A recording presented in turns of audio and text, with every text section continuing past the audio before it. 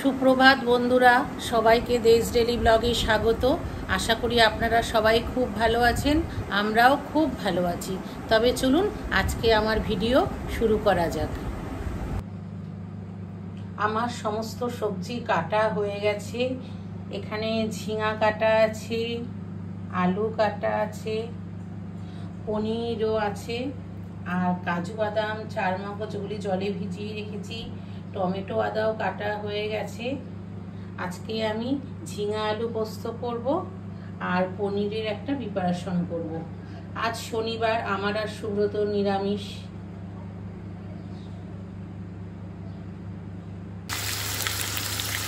প্রথমেই ঝিঙা আলু পোস্তের আলুটা আমি ভালোভাবে ভেজে নিচ্ছি।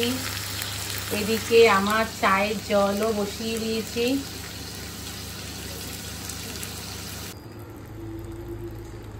আমার ঝিঙা আলু পোস্ত একদম তৈরি হয়ে গেছে।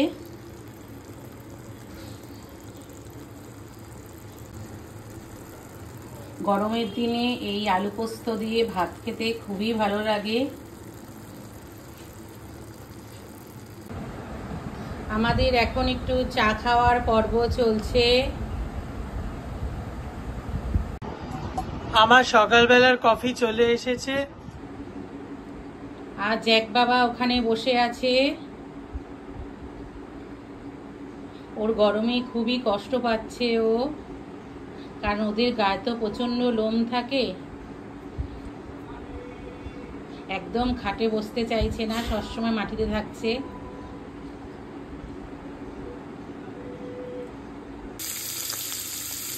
আলু পনিরের তরকারির জন্য পনিরটা ভালো করে ভেজে নিচ্ছি।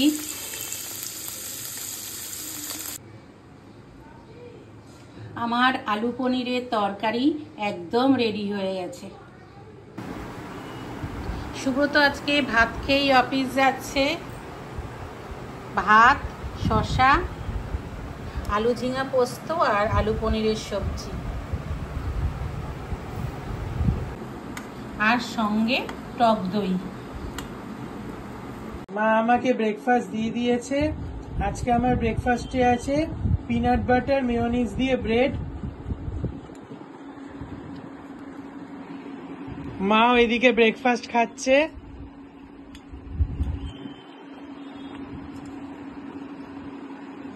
আমি আজকে বাবুকে লাঞ্চে দিয়েছি পরোটা, কালকে ডিম কষা, আলু ঝিঙা পোস্ত আর পনির। বন্ধুরা, আজকে আমি আপনাদের কাছে দেখাবো হচ্ছে গোল খাজা। গোল খাজা বানাতে আমার প্রথমেই লাগবে ময়দা। আমি 1 কাপ ময়দা নিয়ে নিয়েছি।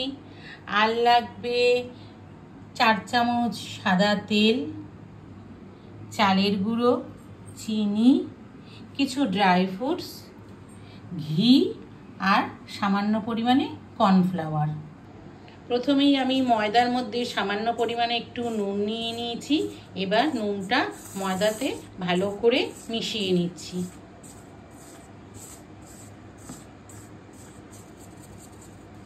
এবার এর মধ্যে অল্প পরিমাণে সাদা তেলটা দিয়ে দেবো। সাদা তেলটা আপনারা একটু হালকা গরম করে নেবেন।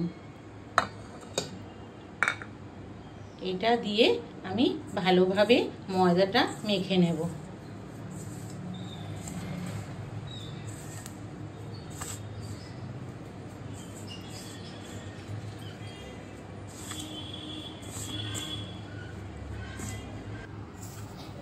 তেল আর ময়দাটা আমার ভালোভাবে মিশে গেছে, আর দেখতেই পাচ্ছেন এরকম একটা দলা হচ্ছে, ভেঙে যাচ্ছে না।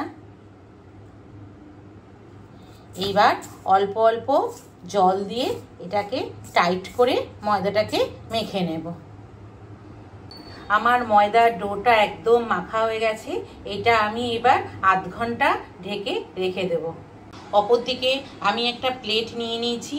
এই প্লেটের মধ্যে কিছুটা পরিমাণে আমি চালের গুঁড়ো দিয়ে দিলাম। এবার এর মধ্যে সামান্য পরিমাণে একটু ঘি দিয়ে দিচ্ছি। এবার চালের গুঁড়ো আর ঘিটা ভালোভাবে হাত দিয়ে এরকম মিশিয়ে নেবেন।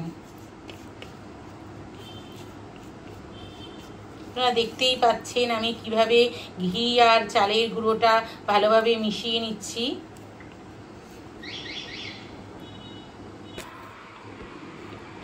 দেখছেন বন্ধুরা, আমার ঘি আর চালের গুঁড়ো একবারে ভালোভাবে মেশানো হয়ে গেছে আর একটা এরকম ব্যাপার তৈরি হয়েছে।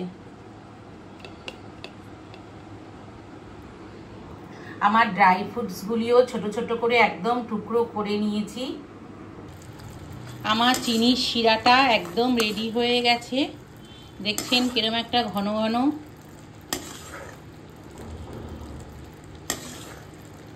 আপনারা এরকম ঘন ঘন একটা চিনির শিরা করে নেবেন, পাতলা করবেন না।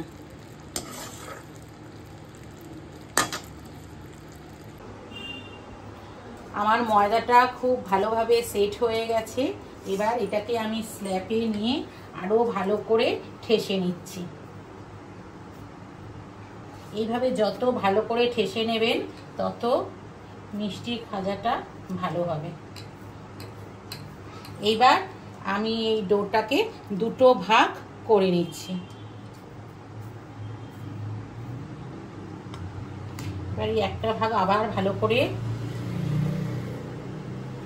ডলে নিচ্ছি।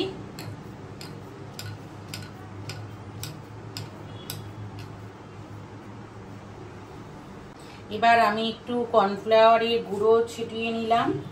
ছিটিয়ে নিয়ে এবার এটাকে আমি ভালো করে বেলে নেব।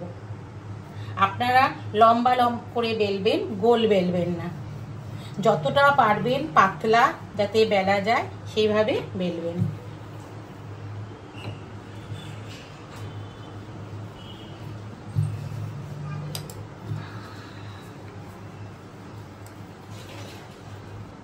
দেখছেন বন্ধুরা আমি কিভাবে লম্বা করে একদম পাতলা করে বেলে নিয়েছি। এবার এটার মধ্যে ওপরে চালের গুঁড়ো আর ঘি দিয়ে যে পেস্টটা করেছিলাম এটা ভালো করে মাখিয়ে দেব।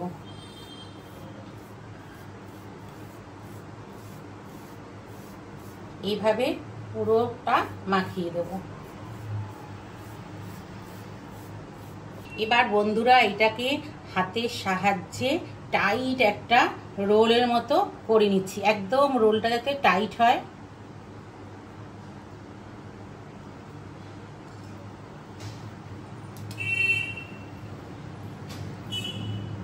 আপনারা দেখিয়ে নিলেন রোলটা এরকম একটা হবে। এবার আমি সাইড দুটো ছুরি দিয়ে একটু কেটে নিচ্ছি। এবার আপনারা ছোট ছোট সাইজে এটাকে কেটে নেবেন।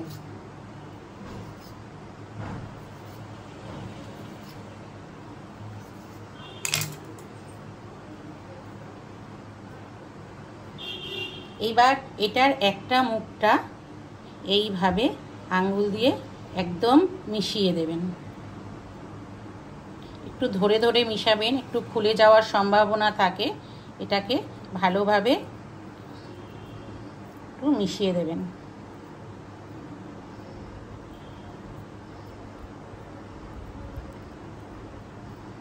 আর ওপর দিকটা এরকম থাকবে। আচ্ছা আপনাদের আমি আরেকটা করে দেখিয়ে দিচ্ছি। মুখটা এইভাবে তাড়াহুড়ো করবেন না, খুব আস্তে আস্তে মুখটাকে একটু মিশিয়ে দেবেন।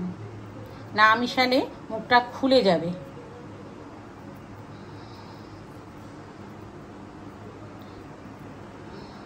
আর ওপরটা এরকম থাকবে।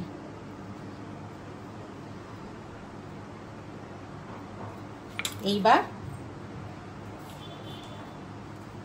আর একটু হালকা করে কর্নফ্লাওয়ার ছড়িয়ে নিচ্ছি। এবার এটাকে লুচির মতো আপনারা বেলে নেবেন।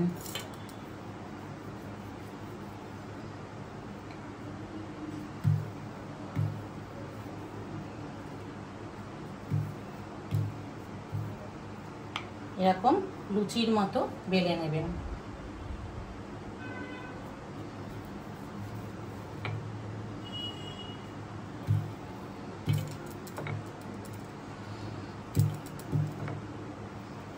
এইভাবে আমি সমস্তগুলিকে বেলে নিচ্ছি। আমার তেলটা ভালোভাবে গরম হয়ে গেছে। এবার এই গরম তেলে আমি লুচিটা দিয়ে দেব। আর লুচিটা দিয়ে ওপর থেকে সমানে এইভাবে তেল ওপর থেকে দিয়ে দিতে হবে।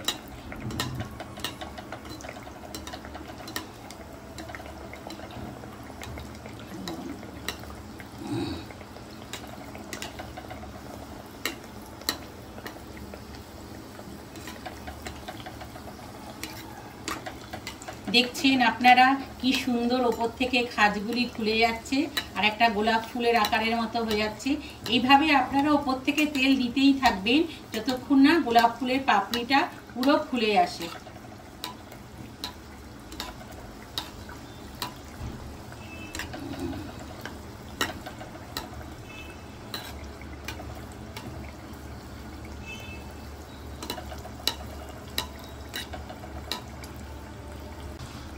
আমার লুচিটা দেখুন গোলাপ ফুলের পাপড়িগুলি সব খুলে গেছে। এবার আমি হালকা করে উল্টিয়ে দেব।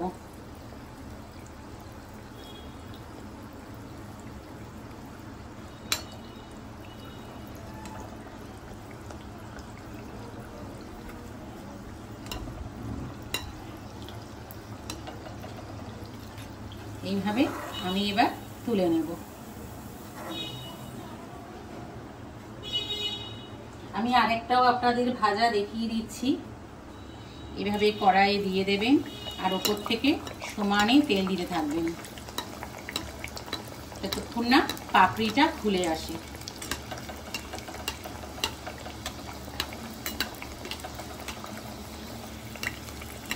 দেখছেন কি সুন্দর গোলাপের মতো পাপড়িগুলি খুলে যাচ্ছে।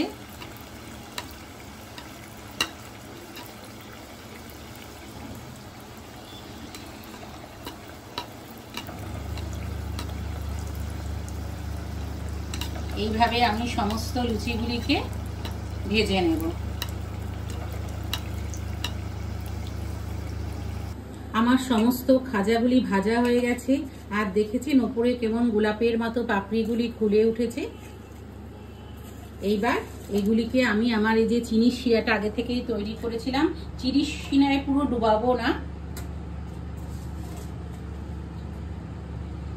হালকা এইভাবে নিয়ে আপনারা এটা ব্রাশ করেও নিতে পারেন। হালকা সামনের দিকটা রসে চুবিয়ে আমি তুলে নেব।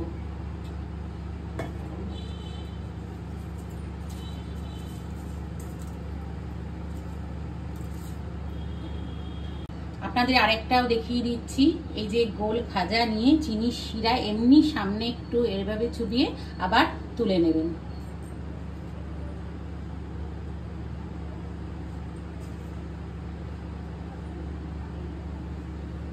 এইভাবে আমি প্রত্যেকটা চিনির শিরায় চুবিয়ে নেব। আমার গোল খাজাগুলি চিনির শিরায় এভাবে ওপর থেকে নিয়ে নেওয়া হয়েছে। এবার আমি এর উপরে ড্রাই ফ্রুট ছড়িয়ে দিচ্ছি।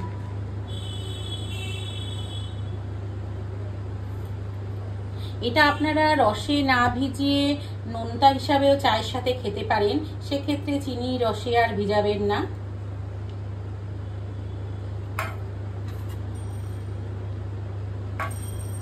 আজকে আমার গোল খাজা একদম রেডি। আপনাদের যদি রেসিপিটা ভালো লেগে থাকে বাড়িতে একবারে ট্রাই করে দেখতে পারেন। আমার হাতের এই গোল খাজা টেস্ট করে দেখা যাক কেরম হয়েছে।